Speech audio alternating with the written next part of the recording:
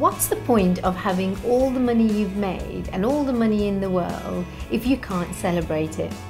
Not only does celebrating your successes affect your overall positivity and mentality, it works wonders in uplifting your overall wealth too. And Chirag, so let's start with really defining, even for you, what does celebrating life mean to you? I think celebrating is really a moment in time where you reflect on certain things that you've achieved. I think it's a point where you can sort of take some time to think about the goals that you have set yourself and how you've met them, and re-establish that link internally that you know, builds your confidence and builds up a sense of pride in what you've done and what you're capable of. Yeah, and I think, I mean, that's really important of that acknowledgement for your own self. You know, we're so quick to keep moving up that, be it corporate ladder or, you know, just keep moving up the success of life, that we just don't stop to smell the roses, as some would say. I think the problem that most of us suffer is we don't celebrate enough. So we set our goals, and our goals can be like, okay, I must get promoted. Well, that could take 5 years, you know, even if you're on track. Of course, there's lots of little steps on the way to that we can also be celebrating, and they're enormously inspiring and confidence boosting. That without which I think people get demotivated and think, oh, I'm never going to get there, and it's never going to happen, and that can let you down. So it really becomes part of the whole success process. That's right. I think you know, large successes are an accumulation of small successes building up on each other, rather than just this one great big bang. I love that saying when they say big shots are just little shots who keep shooting. I've not heard that one before. It's great. Yeah. That's, yeah. And tell us about sort of, you know, why do you think it's so important to do this step and to celebrate like this and celebrate like our successes on the way? I think if we don't celebrate, life can be really, you know, quite depressing, really, because you know, what is the opposite of celebration is when we don't hit our goals and when we don't achieve. And the act of celebrating reminds us that we can do the things that we set out to achieve. Not always, not always everything, not all the time, but that we, you know, we have some self-worth, that we are good at, you know, we do have some skills and we are good at certain things. And that's, you know, that's really important for us, because at the end of the day, the most important thing is for us to be happy. And what makes us happy is knowing that we're good at something, knowing that, you know, people love us, we love people, and, you know, I think to that extent, that whole act of taking the time to acknowledge that helps with our happiness. And you talked about sort of with families as well and so on, and how important do you think that is then, to sort of include those successes and sharing those stories, celebrating with families? I think it's critical. I think sharing with friends and family is celebration. Without it, it doesn't have any, it doesn't have the same, it's almost dry, it's almost in a vacuum, it doesn't have any meaning. You know, I'll tell you, it's a funny anecdote, but I never play golf on my own, ever. And the reason is because I'm worried that the day I play golf on my own is the day I'll get a hole-in-one. I've never had a hole-in-one, but the worst thing that could possibly happen to me would be to have a hole-in-one when I'm playing golf on my own. They probably wouldn't believe you, would they? Well, exactly. There'd be no, I mean, it would be the most, you know, incredible moment. I'd probably only ever have one hole-in-one in my life on a golf course, and I do not, you know, and to not have anybody to tell other people about it, to record the moment in history, to acknowledge it, would be, you know, is so scary that I actually won't play golf on my own. So I think celebration doesn't have any meaning if it isn't the point of actually being with friends and family, who, bear in mind also that these are the people that have suffered with you, have supported you, have encouraged you, laughed, been there for you, laughed with you. They've been there with you through that journey. They have a right too to also be there to see you succeed. And I think also on another side, it's also very inspirational for them. So you know, by celebrating with others, you give them exposure to the fact that, oh wow, you know, he did it, and and there was times there that I really didn't think he would do it, and they can self-reflect on that and think, hey, if he could do it, I could do it. It may be and you said about that waiting. It's like sometimes some goals can be so far into the future, that by not celebrating, you're not really giving yourself that motivation, that personal inspiration, as well as to others as well, to actually get you there quicker. I think if you read these stories about these great explorers, you know, these guys that went to like the North Pole, or they climb Everest and all this kind of stuff. If you read their stories, they to us it's just, oh, you're climbing Everest, but they break down their journey into minute celebrations and targets and celebrations and achievements.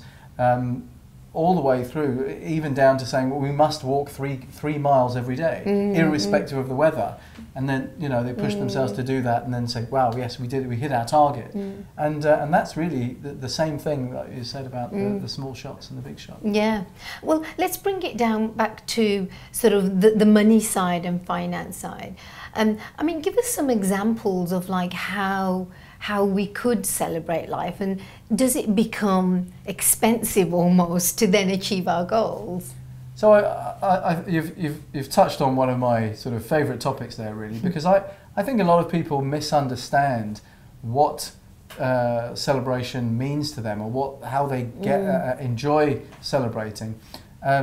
People look on the streets and they say, oh, you know, they see a nice meal, or maybe a nice car, a nice boat, and think, oh yes, that. If I could have, you know, when I hit my goal, I'm going to buy that, or I'm going to have one of those. And I think it's misguided. I think at the end of the day, people, what we enjoy is the consumption of those assets. It's driving a Ferrari. It is having a day on a boat with friends, or whatever it might be. Or driving a Lamborghini. Driving a Lamborghini, yes. As exactly. I enjoyed doing with your club. And it's the driving that's the enjoyable part, not the actual, you know, yellow box itself. And so I think the sort of my advice to listeners would be, focus on the experience, not on the material asset. And bringing it back to, in terms of the cost element, you know, is it something that we have to start budgeting for, you know, and, you know, what are your thoughts on spending money on yourself? Well, the good news is, once you realise that it's the experience that's going to give you the pleasure and not actually the asset, then of course, you know, you can look at the whole problem in a completely different way and say, well, I don't actually need to go and buy a Ferrari in order to have the pleasure of that can be derived from one. It's people say famously about boats that the day you your happiest days on the boat is the day you buy it and the day you sell it. And you know, these sort of expressions come out of, you know, are born out of reality. That at the end of the day, it's the experience on the boat and none of the ownership hassles and so on. So I'm you know, very much once you realise that, and obviously my whole business is geared around providing experiences to people, you realise, well, experiences are a lot cheaper, a lot less hassle, a lot less than the ownership than the actual owning of material assets. And what are some of the experiences that we can access, for example, like, you know, through yourself? And we're living in such an indulgent city, where we're fortunate that these things are accessible. So give us a couple of examples of like what is accessible to us here if I'm having a day of celebrating my success. So with Ecurie25 Lifestyle Club, for example, we have a collection of supercars and luxury yachts, and so some of the things that we do are allow people to give people access to these Ferraris and Lamborghinis that they can take for a day, take for a weekend, drive around, pick up their friends, you know, go for a night out. We do chauffeur drive services in luxury limousines. Or what is increasingly more and more popular is to organise driving tours and events. So people might want to come on a boat for a boat trip around the Palm, but they might want to do that alongside a whole group of other people. So they join one of our boat trips and a sunset cruise, and they can socialise and network with other people. Similarly with a driving tour, we have these cars and we'll go off into the desert, take 6 cars, 12 people, and everyone gets a chance to drive all the different cars. So there's just so many choices, and again, living here, it's just so accessible to us, which is great, and we should be taking advantage of such experiences. Absolutely, and if you think about it, these sort of experiences are a fraction of the cost of acquiring the asset, but more importantly, you couldn't achieve that even if you bought the asset, because it's the social aspect that really gives you the endorsement and the pleasure. You know, being on a boat and people saying, oh, you know, it's my 50th birthday or it's our 10th wedding anniversary, you know, we're celebrating, and then everybody's celebrating with you. That is not something you can buy, it's something you can experience. And I mean, even on the other side, we talk about luxury and yachts and supercars, and you know, there are so many examples of us celebrating our successes that actually don't need to cost any money. Oh, for sure. It can be as simple as a pat on the back in some cases, right the way through. You know, there's a myriad of different scenarios. I mean, I was teaching my children painstakingly some of their maths last night, you know, because of the Easter holidays and so on, and I set them little tasks. So just if you did your maths, then you know you'll get an extra 5 minutes before you have to go to bed, and just that was just amazing, because they're like, give me another one, because they just wanted to build up an hour 5 minutes before they go to bed. So you're absolutely right, and they got so much pleasure from it, and I was delighted because, of course, I was celebrating their success because they were getting better and better with their. And you know, we talk a lot about like children and parenting, and how some of the values that we learn, and the skill sets that we learn, you know, how do we instill them in our parenting and, you know, bringing up children. So I guess yours is a celebratory household. Yeah, I think that's the point I made before about sort of the sort of accumulation of successes and small successes leading to big success. I think it's so important to especially with our children, to build up their confidence through success, for them to see themselves being successful in everything. You know, it really at that early stage, it really doesn't matter what they actually achieved. It's so much more important that they felt good about themselves and feel confident to tackle the next challenge. And how do you, so that's in sort of the personal side and children. What about sort of in business? So in, you know, as CEO of your company, how do you bring that into sort of employees? I think... And is it important to do within the companies? Well, I think in companies, again, you know, if you're managing your business well, then you're giving your staff a roadmap for career development, for enhancement, for promotion, for increased responsibility, more challenging work, and so on. And the way in which you are motivating people to achieve that is through this,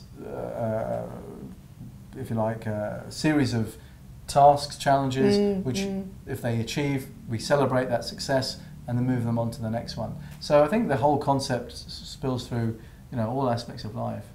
Great, thank you. Thanks so much. It's always so interesting to learn about, I think, what happens on the personal side within one's household, and how what we're learning is that, you know, it's the same skill sets that we need to build in our own companies and as well. So, you know, I think one of my favourite sayings is I always say, you know, common sense is not that common. And actually most of the stuff that we talk about is actually, you know, it's common sense really. There's no rocket science to it. It's just a little bit of taking a step back from the day-to-day and being in the thick of it, and looking back and saying, well, actually, you know, what is important here? Is it going back to the children example again, is it really so important that my daughter got 8 out of 10 or 10 out of 10, or that she enjoyed what she did and she improved on what she did yesterday? You know, so people can lose that easily. And your life motto? Life motto. Well, I'm a great optimist, so I always like to see the find the silver lining in every cloud is probably what I'm most well known for. Great. Thank you, Chirag. That was a really interesting topic. So let's move on now to our viewers' question for the week. Hi, my name is Alex. How can we celebrate our successes? So as we heard today, celebrating successes is first of all about really allowing yourself to, one, spend that money on yourself. And what we've also seen as well, it's not really about spending so much.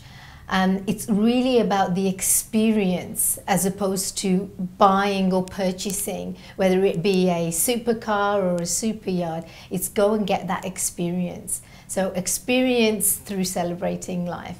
So this week's project for the week is your celebration budget. Decide an amount and allocate a monthly budget for yourself. Now again, the 10% rule is a good rule of thumb. This is to spend on whatever you want in celebration and acknowledgement of your personal achievement. Put this money away in an envelope at home and title this envelope Celebration. At the start of the month, decide what the success is going to be and strive for that, promising yourself if you achieve it, you will spend that money on you. At the end of the month, take the envelope and go and enjoy something. If you didn't achieve your goal, then leave the money in there and set something bigger for next month. Thank you again for watching UAE Money Talk. Do let us know how you got on with this week's project, and don't forget to leave your comments at the section below. And we really look forward to seeing you again at next week's episode of UAE Money Talk.